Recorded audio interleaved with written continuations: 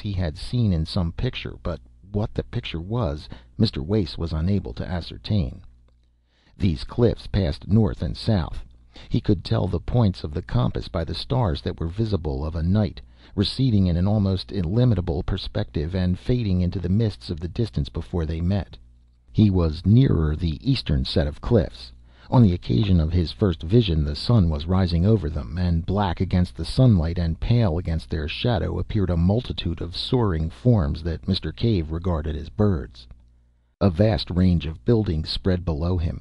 He seemed to be looking down upon them, and as they approached the blurred and refracted edge of the picture they became indistinct. There were also trees, curious in shape and in coloring, a deep mossy green and an exquisite gray, beside a wide and shining canal. And something great and brilliantly colored flew across the picture. But the first time Mr. Cave saw these pictures he saw only in flashes. His hands shook, his head moved, the vision came and went and grew foggy and indistinct, and at first he had the greatest difficulty in finding the picture again once the direction of it was lost. His next clear vision, which came about a week after the first, the interval having yielded nothing but tantalizing glimpses and some useful experience, showed him the view down the length of the valley. The view was different, but he had a curious persuasion, which his subsequent observations abundantly confirmed, that he was regarding this strange world from exactly the same spot, although he was looking in a different direction. The long facade of the great building whose roof he had looked down upon before was now receding in perspective. He recognized the roof. In the front of the facade was a terrace of massive proportions and extraordinary length, and down the middle of the terrace at certain intervals stood huge but very graceful masts, bearing small shiny objects which reflected in the setting sun. The import of these small objects did not occur to Mr. Cave until some time after, as he was describing the scene to Mr. Wace.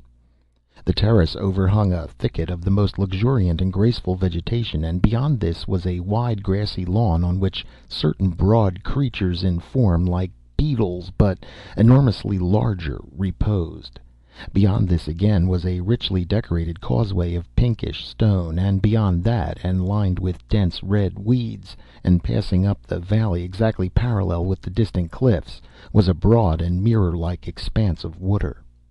The air seemed full of squadrons of great birds maneuvering in stately curves, and across the river was a multitude of splendid buildings, richly colored and glittering with metallic tracery and facets, among a forest of moss-like and lichenous trees. And suddenly something flapped repeatedly across the vision, like the fluttering of a jeweled fan or the beating of a wing, and a face, or rather the upper part of a face with very large eyes, came as it were close to his own, as if on the other side of the crystal. Mr. Cave was so startled and so impressed by the absolute reality of these eyes that he drew his head back from the crystal to look behind it. He had become so absorbed in watching that he was quite surprised to find himself in the cool darkness of his little shop, with its familiar odor of methyl, mustiness, and decay, and as he blinked about him the glowing crystal faded and went out. Such were the first general impressions of Mr. Cave. The story is curiously direct and circumstantial. From the outset, when the valley first flashed momentarily on his senses, his imagination was strangely affected, and as he began to appreciate the details of the scene he saw, his wonder rose to the point of passion. He went about his business, listless and distraught, thinking only of the time when he should be able to return to his watching. And then a few weeks after his first sight of the valley came the two customers, the stress and excitement of their offer, and the narrow escape of the crystal from sale, as I have already told. Now, while the thing was Mr. Cave's secret, it remained a mere wonder, a thing to creep to covertly and peep at, as a child might peep upon a forbidden garden. But Mr. Wace has, for a young scientific investigator, a particularly lucid and consecutive habit of mind. Directly the crystal and its story came to him, and he had satisfied himself by seeing the phosphorescence with his own eyes, that there really was a certain evidence for Mr. Cave's statements, he proceeded to develop the matter systematically. Mr. Cave was only too eager to come and feast his eyes on this wonderland he saw, and he came every night from 8:30 until 10:30, and sometimes, in Mr. Wace's absence, during the day. On Sunday afternoons also he came. From the outset Mr. Wace made copious notes, and it was due to his scientific method that the relation between the direction from which the initiating ray entered the crystal and the orientation of the picture were proved. And by covering the crystal in a box perforated only with a small aperture to admit the exciting ray, and by substituting black holland for his buff blinds, he greatly improved the conditions of the observations, so that in a little while they were able to survey the valley in any direction they desired. So, having cleared the way, we may give a brief account of this visionary world within the crystal. The things were in all cases seen by Mr. Cave, and the method of working was invariably for him to watch the crystal and report what he saw, while Mr. Wace, who as a science student had learnt the trick of writing in the dark, wrote a brief note of his report. When the crystal faded, it was put into its box in the proper position, and the electric light turned on. Mr. Wace asked questions and suggested observations to clear up difficult points. Nothing, indeed, could have been less visionary and more matter of fact. The attention of Mr. Cave had been speedily directed to the bird-like creatures he had seen so abundantly present in each of his earlier visions. His first impression was soon corrected, and he considered for a time that they might represent a diurnal species of bat. Then he thought, grotesquely enough, that they might be cherubs. Their heads were round and curiously human, and it was the eyes of one of them that had so startled him on his second observation.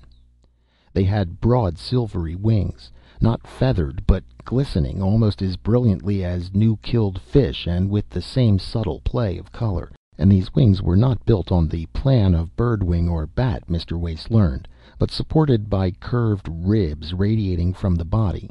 A sort of butterfly wing with curved ribs seemed best to express their appearance.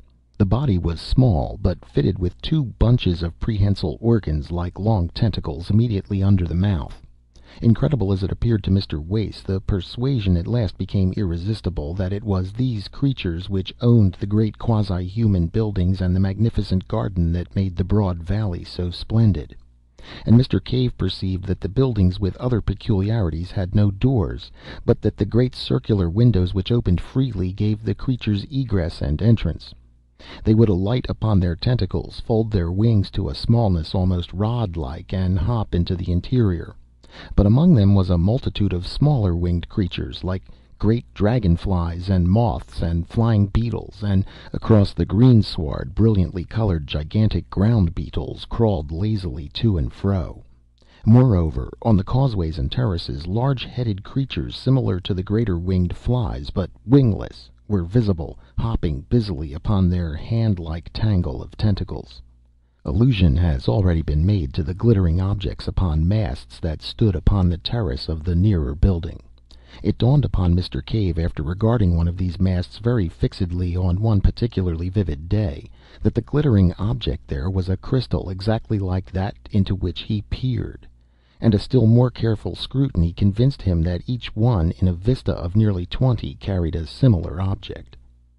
Occasionally one of the large flying creatures would flutter up to one, and, folding its wings and coiling a number of its tentacles about the mast, would regard the crystal fixedly for a space, sometimes for as long as 15 minutes. And a series of observations, made at the suggestion of Mr. Wace, convinced both watchers that, so far as this visionary world was concerned, the crystal into which they peered actually stood at the summit of the endmost mast on the terrace, and that on one occasion at least, one of these inhabitants of this other world had looked into Mr. Cave's face while he was making these observations. So much for the essential facts of this very singular story. Unless we dismiss it all as the ingenious fabrication of Mr. Wace, we have to believe one of two things: either that Mr. Cave's crystal was in two worlds at once, and that while it was carried about in one it remained stationary in the other, which seems altogether absurd, or else that it had some peculiar relation of sympathy with another and exactly similar crystal in this other world, so that what was seen in the interior of the one in this world was, under suitable conditions, visible to an observer in the corresponding crystal in the other world, and vice versa. At present, indeed, we do not know of any way in which two crystals could so come en rapport, but nowadays we know enough to understand that the thing is not altogether impossible. This view of the crystals as en rapport was the supposition that occurred to Mr. Wace, and to me at least it seems extremely plausible." And where was